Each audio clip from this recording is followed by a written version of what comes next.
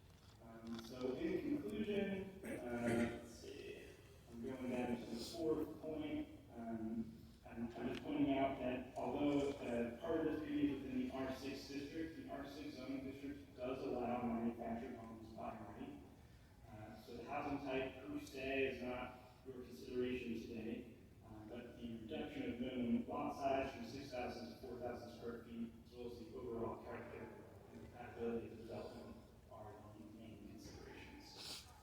We do find that the requested reduction in minimum lot size is consistent with Cannabis 3.0 as well as the land uses.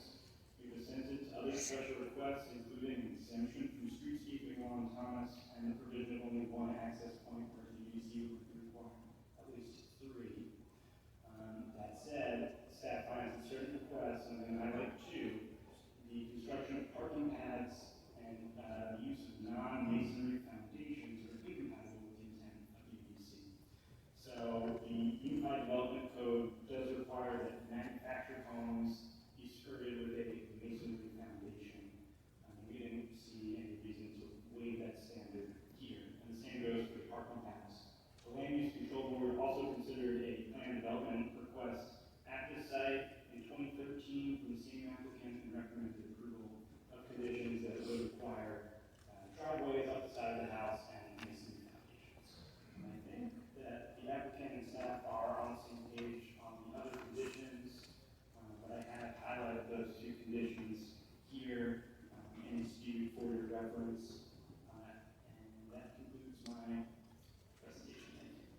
Thank you very much, Mr. Davis. Do you have any questions of Ms. Davis at this time? Okay, hearing none, we're ready for your presentation. For the applicant, we're ready for your presentation. Well, thank you very much. Yes, Homer Brandon, 999 South Shady Road.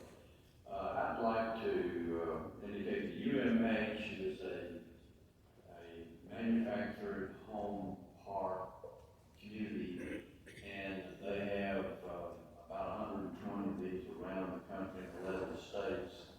They have 7 in Tennessee and 2 in Memphis. They're very professional. They know what they're doing. I'd like to introduce Jeff York, who is one of the vice presidents of UMH. He's here from West Virginia to be with us, and I'm going to ask him to speak in rebuttal. Mike Davis and Trent Harrell are our engineers in case there's any question about it. This is our presentation. If you can see it, the existing area used to be at the north end, used to be a RV park. Our client bought it in 1985 and changed it to a manufactured home farm. And then they acquired some additional land there along the highway, I think in 2012. But this is a really well, as you can see, our proposed has a natural area over there on the south end. That's on the other side of the creek, and it is not will not be used for anything. But this is what it looks like. This is the playground and office area, and it's very well kept. And this is the existing homes there. They're very nice. This is a affordable residential area. It's for rent, and it's like $700 to $900 a month, and people really like it. We have 24-hour security, 7 days a week. He lives on the property. We have 100% occupancy and over 20 people on the waiting list trying to get in. So it's a very popular place, and people there seem to really enjoy it and like it with all the amenities that they've got, which is playground, as you've seen, walking trail, picnic areas, bicycle areas, a lot of common open space, and on-site maintenance of the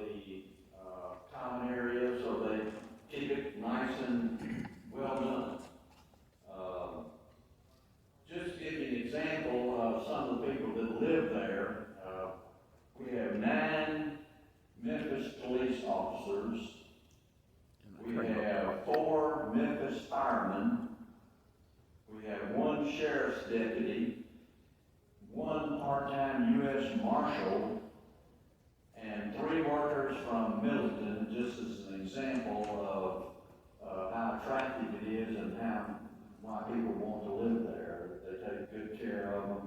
We have Melissa Garrett, who is our manager. She's on the site, and she's there. She takes care of everybody, so it's well run. This is the neighborhood, and we think this property is, this use is much better along the highway. These are along just to the north and to the west. Automobile uses, used car lots, repair places, mini storage, those kinds of uses. We think this is a better use of this property.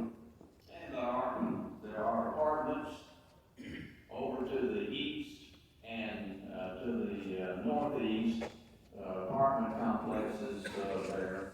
But we think this is a better use of the property, and people really like it.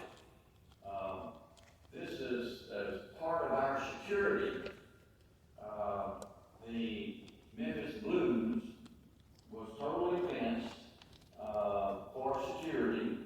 And we have security cameras, tall security cameras throughout Memphis Blues, which will be extended into the new area. And the security guard watches that, and in case there's any problems. We've really never had any big problems.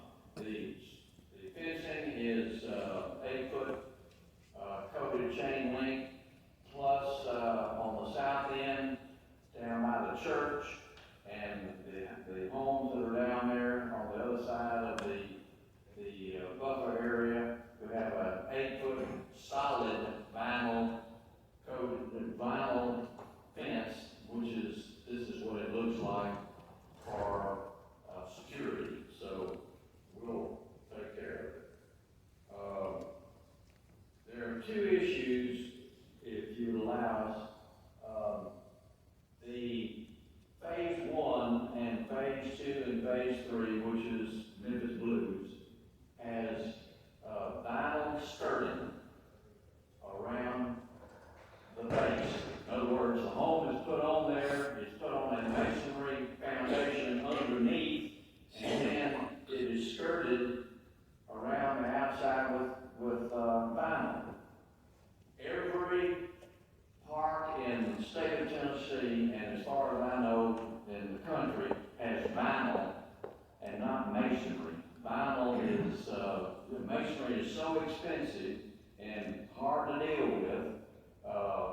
We think the vinyl is a better use for that. And I wanted to point out that in 2020, the Land Use Control Board with the staff approved Allentown, which is the second site that UMH has in Memphis. This is in 2020. Vinyl skirting will be allowed in Allentown. That's an expansion of Allentown, and that's what we're doing here. We're expanding Memphis Blue. And all we're trying to do is make it uniform and make it seem to be compatible. And so the vinyl skirting is a request that we're making, and we're asking you to amend C5 or whatever it is, of the C4 of your conditions, and adopt exactly what was approved at Allentown, which is vinyl type factors, underskirting of the type and color to match the manufactured home units that that are installed, and do it within 30 days. And that's what Allentown got in 2020, and that's what we're asking you to consider. But here is where the second issue is the parking pads. Staff has recommended driveways up the side of the home. And no other park in the state of Tennessee has got driveways up the side. They all have parking in front. This is exactly what was approved And there's a drawing that shows how the staff and you considered it, I guess, in 2020, and make it uniform. Allentown has had that, and the extension, which is now under construction, has got that, and we're asking in this extension of our our project, our Memphis Blue, to approve the parking pad. Here's an example. This is what we would like, having the two parking pads in front, and the shaded area you see around the little walkway is the front porch. That's the porch of the building. You park there and you walk in. We think that if you require a driveway, this is probably what's going to happen. People don't want to have to get out and back a car out to let the one in the front in, and so they'll park on the street. So one car in the driveway and one car on the street, and we like to keep our streets open for emergency purposes and safety purposes. So we're asking for, again, the exact same thing that Allentown got. The language is exactly the same. Yeah, 30 more seconds. 30 more seconds? Yes, ma'am. Anyway, that's our case.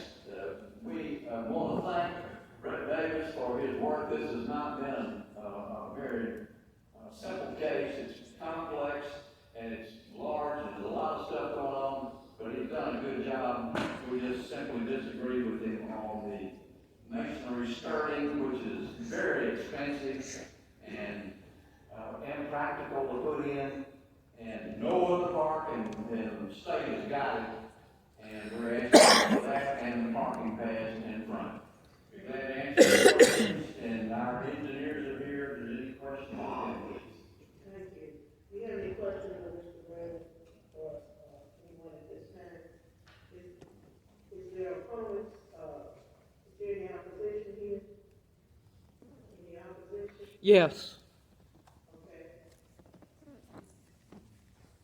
Fill out a card.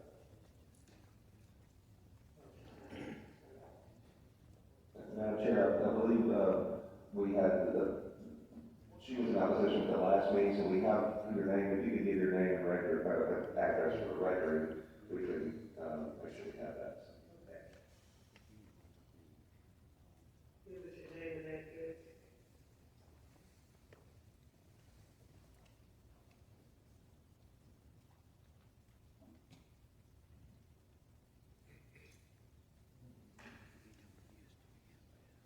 And can't walk.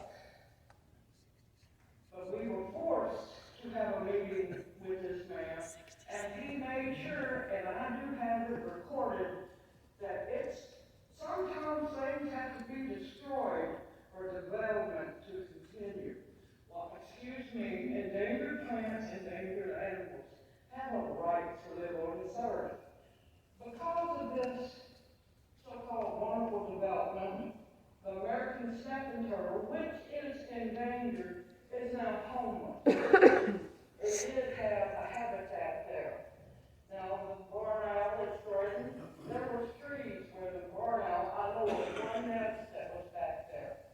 I also know, because I used to walk this land, the nesting areas of red-tailed hawk and peregrine falcon was also destroyed. Now, according to the United States Fish and Game and Wildlife, there are supposed to be fines levied when endangered plants, endangered animals, threatened plants, threatened animals, their habitat is destroyed. They didn't do any research whatsoever. Endangered plants that are now, because of this wonderful trailer park, have been destroyed. Endangered plants can't be replaced, y'all. You can't just go buy seeds. March marigold, it's gone. Horsetail spike rush was living there, it's gone. Buffalo clover was living there, it's been bulldozed. So there's butternut trees, which are extremely endangered. Now, threatened plants are the blue flower coyote thistle.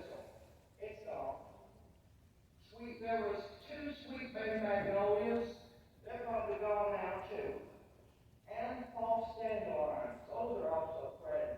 Now, there are separate fines that should be levied for each one of not only these plants, but the animals that allow their habitat has been destroyed. Also, this so-called nature area cannot be deemed safe unless the federal government comes in and makes it a natural area. They can say it's safe all they want to. 1, 2, 3 years down the road, what's going to keep them from going over and bulldozing all that down too? Because there's other endangered species over on that side. Now, something needs to be done, because, excuse me, development must not go on if there is endangered wildlife plants in that area. Things are being destroyed left and right. And it is a floodplain. It's not Todd Creek behind the trailer park that causes it to be the floodplain. It's the Loosahachie River, which is to the west of this. It floods backwards. So building this so-called enclosure area, it's not going to stop these trailers from floating away. That area has already flooded twice before. If anybody remembers, I believe it was like 10, 12 years ago when the Loosahachie completely backed up and all from the Loosahachie all past Watson's back to Watson's and some was completely underwater. And how you going to stop that when, this embankment is built behind it, when the embankment should be in front of it, and actually it should not be built in a floodplain to begin with. I hope you understand what threatened and endangered means. And they're supposed to be, according to the federal government, there are rules and regulations. There was no test of the flora and fauna done at all. And all of this is destroyed and it's gone. There was no studies, or guess what? That area wouldn't have been built so far. Now people should be ashamed that y'all have let this happen, and it continues to happen in this city. And somebody needs to put a stop to it. Now, development does not have to go on because it's okay to just kill something that's almost on the verge of being gone from the face of this earth.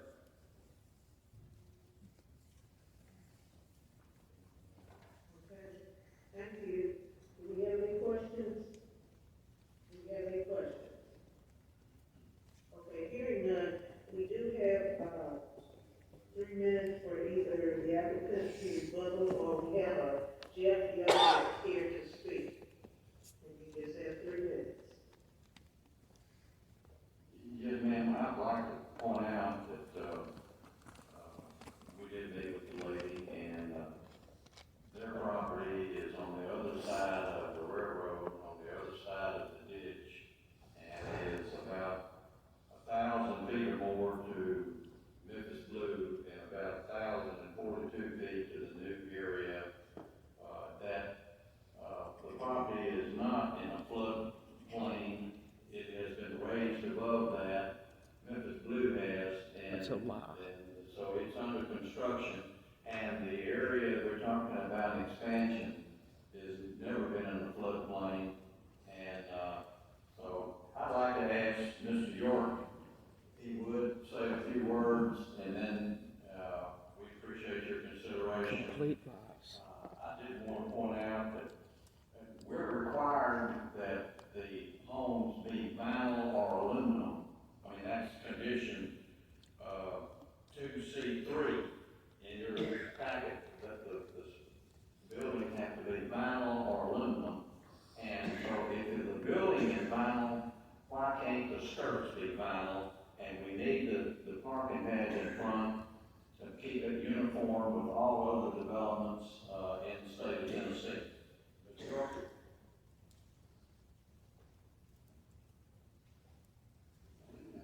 Check your record, if you want these properties.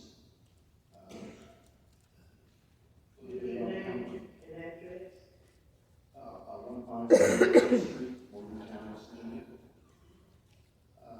Which has been in business since 1968. We have focused on land lease, mobile home parks. That is all we do. Our focus is affordable housing, not just manufactured housing. And that, I guess, brings us to our objections with the staff recommendations. The layout that we have proposed is to work out over time with parking in front, the home sitting behind it. It's very efficient, with using land, and allows us to split the land development costs across more lots and keep the affordable factor. If we put the parking on the side of the home as proposed, it makes the lots wider without allowing us to make the lots smaller. We end up spreading the same development costs over far fewer lots, and that takes us out of the affordable range of housing.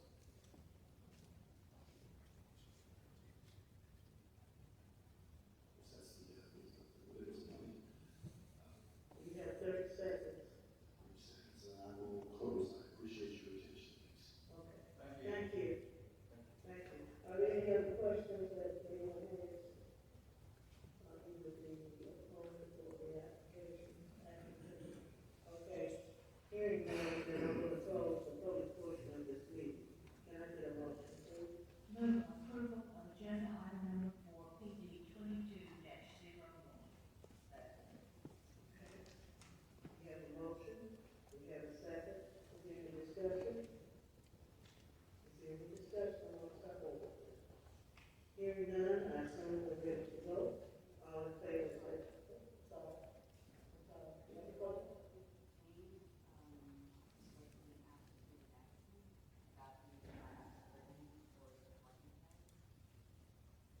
Did you hear her?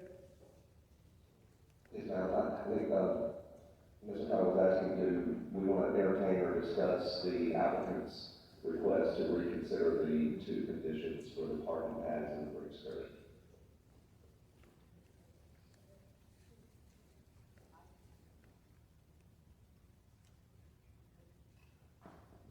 I don't have any particular problem with either request. I don't know how the rest of the board feels, but, I'm with their request. Madam Chair, I would just add to that, and I'd offer an amendment, a motion to amend the conditions to allow item 4, the yellow highlighted 4 and 6, as requested. I offer that as a motion to amend, please.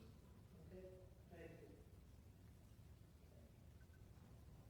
I second that motion. All right. Any further discussion?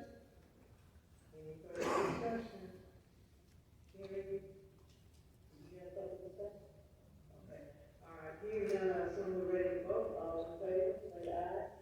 Aye. Those opposed? Motion carries.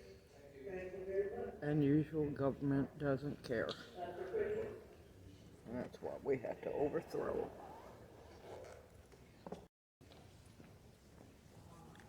Agenda item number 5, PD 22-060 Rosemont Land Development for a general store with entertainment permitted at 9053 Barrett Road.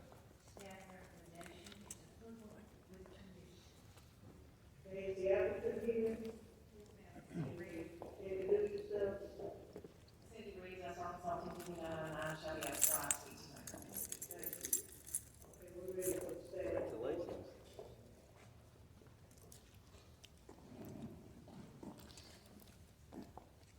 Ms. Horn? I just want to say. I'm not happy with y'all. I'm not happy one bit. I'm not happy about much. I'm not happy one bit. You see how I'm harassed? It's located at 9053 Bear Road, in Rosemont, within town incorporated Shelby County. Well, I'm back at the car trying to not to cry. Well, I failed. Just goes to prove government doesn't care. Nothing matters except for development. It's okay that, I got harassed by the attorney and insulted at the end. 'Cause I'm never happy according to him, and he don't even know me. I gave it my best shot. And well, I guess it wasn't good enough.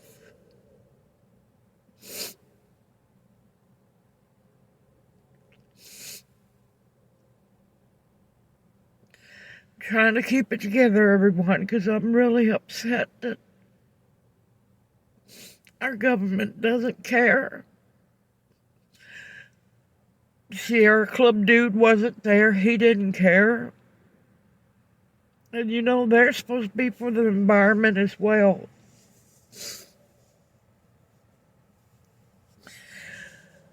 I was hoping for a better outcome. I knew better.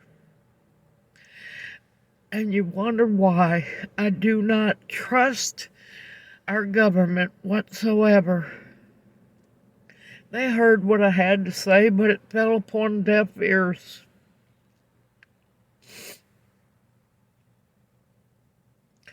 When will things change?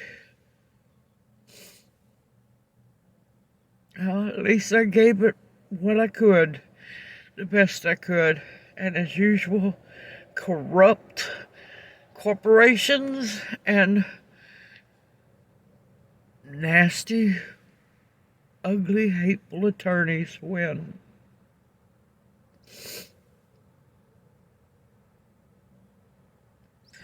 Think I'm gonna go home? Well, I know I'm gonna go home. I need to dig in the dirt some. Once it warms up a little bit more. Ground out this upset. I just didn't want to fail.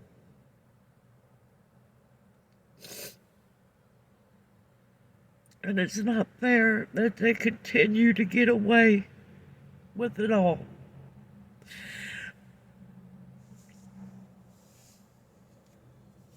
No matter what somebody says, these corporations of greed and destruction continue to win. Alright, I'm gonna get off of here because I really can't say too much more. I'm too upset. But the gall of that bastard to tell me that I'm never happy. And nothing makes me happy. That was not only a sucker punch and a low blow, but it was a slap to the face. I know it's nothing more than a lie, but it still hurts. Alright, everyone, take care. I look forward to seeing you in my next video. And may you each be blessed. I'll see you soon.